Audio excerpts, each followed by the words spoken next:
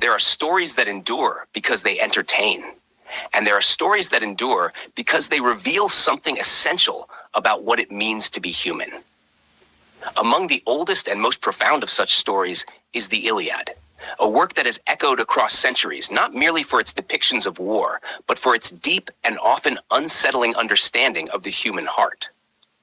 To approach this story properly, one must first understand that it does not attempt to tell the entire tale of the Trojan War.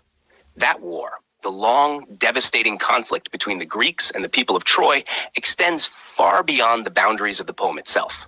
Instead, the Iliad focuses on a single, intense period near the end of the war, centering on the anger of Achilles' war.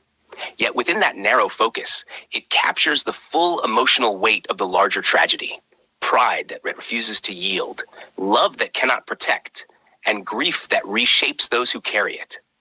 Long before the armies gathered and the ships crossed the sea, the origins of the war were already taking shape in quieter, more personal choices. At the center of this beginning stood Paris, a prince of Troy, and Helen of Troy, whose beauty was said to be unmatched in all the world. Helen was already the wife of Menelaus, and yet she was taken to Troy, whether by persuasion, desire, or fate. The stories differ. What remains constant is the consequence.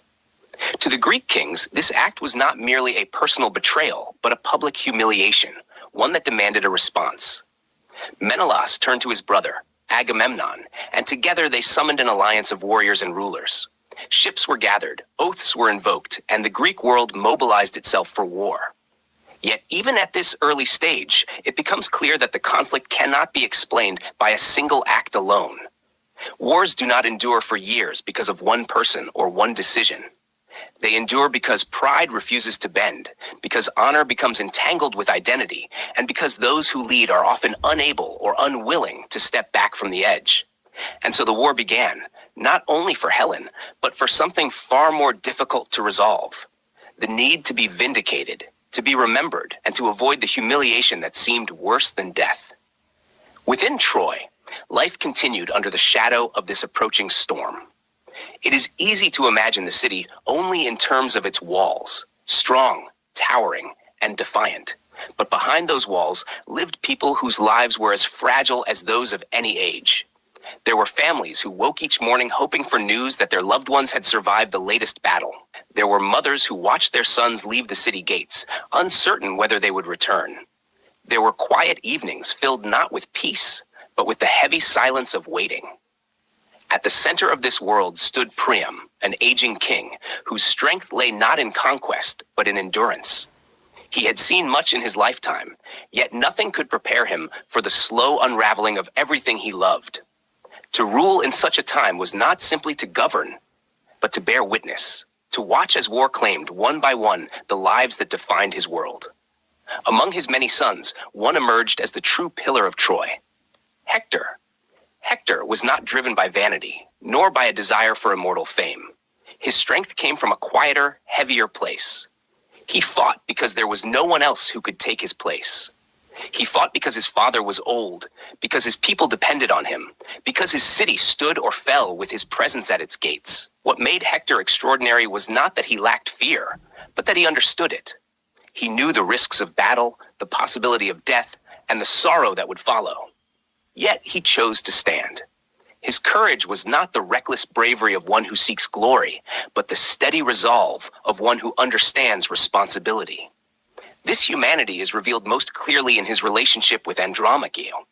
She saw the war not as an opportunity for honor, but as a force that would take everything from her. When she begged Hector not to return to the battlefield, her words were not those of weakness, but of clarity. She understood what would be lost, not in abstract terms, but in the quiet, devastating reality of absence. Hector listened, and in that moment, the weight of his choice became painfully clear. He did not dismiss her fears. He shared them. Yet he could not remain. The duty that defined him would not allow it. Before he left, he reached for his child, only for the boy to shrink back in fear of his armor. Hector laughed softly, removed his helmet, and held his son. For a brief instant, the war disappeared. He was not a warrior, not a defender of Troy, but simply a father.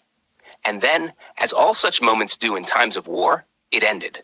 The helmet was replaced, and Hector returned to the battlefield. While Troy struggled to defend itself, the Greek forces faced a different kind of threat, one that came not from outside, but from within. At the center of this conflict stood Achilles, the greatest of their warriors. His strength in battle was unmatched, his reputation almost mythic. Yet it was not his power that defined him most deeply, but his sensitivity to honor and recognition.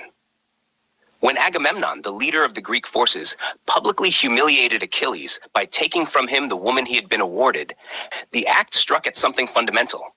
To Achilles, this was not merely an insult, it was a denial of his worth. In response, he withdrew from the war entirely. This decision, though personal in origin, had consequences that extended far beyond him. Without Achilles, the Greek forces weakened. Battles were lost, lives were sacrificed, and the balance of the war began to shift. Through this, the story reveals a difficult truth, that the emotions of powerful individuals can shape the fate of many, often with devastating results. As the Greeks suffered, another figure stepped forward, Patroclus. Where Achilles burned with pride and anger, Patroclus was guided by compassion. He could not watch the suffering of his fellow soldiers without acting. In time, he persuaded Achilles to allow him to enter the battle wearing his armor, hoping to inspire the Greeks and frighten the Trojans. At first, the plan succeeded. The tide of battle shifted, and hope returned to the Greek camp. But war has a way of exceeding intention. Driven by momentum, Patroclus advanced too far, and in doing so, he encountered Hector. The result was fatal. The death of Patroclus marked a profound turning point. For Achilles, the loss shattered something deeper than pride. His anger, once rooted in insult, was transformed into grief. And grief, when left without restraint, can become something far more destructive. When Achilles returned to battle, he did so not as the man he had been before, but as something changed. His actions were no longer measured by honor, but driven by loss. He moved through the battlefield with a force that seemed almost beyond human, and all who faced him felt the weight of that transformation. At last, the inevitable confrontation came. Achilles and Hector met outside the walls of Troy, each carrying the full weight of everything that had come before. Hector knew what he faced. He felt fear, and for a moment he fled. Yet he turned back, choosing to stand despite the knowledge of what awaited him. In that choice, his courage became complete. The duel ended as many had expected. Achilles prevailed, and Hector fell. Yet what followed was not triumph. Achilles, consumed by grief and rage, treated Hector's body with a cruelty that revealed how far he had been carried from himself. In avenging one loss, he had lost something of his own humanity. And still, the story did not end there. In one of the most powerful moments ever imagined, Priam, Hector's father, entered the enemy camp alone. He came not as a king, but as a grieving parent. Standing before Achilles, he asked not for victory, not for mercy in battle, but for the return of his son's body. He asked Achilles to remember his own father, to remember what it meant to love and to lose. That appeal reached something within Achilles that no force could touch. For the first time since the death of Patroclus, he saw beyond his anger. He saw in Priam not an enemy, but a reflection of his own capacity for grief. And in that recognition, something changed. Achilles wept. Priam wept. And in their shared sorrow, the divisions of war briefly gave way to something more enduring: understanding. Achilles returned Hector's body, allowing Troy to mourn.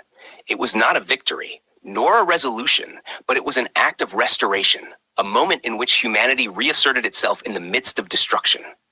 The story closes not with conquest, but with mourning. Hector is laid to rest, and Troy grieves its greatest defender. There is no celebration, no triumphal end, only the quiet acknowledgement of loss. And perhaps that is why the story continues to endure.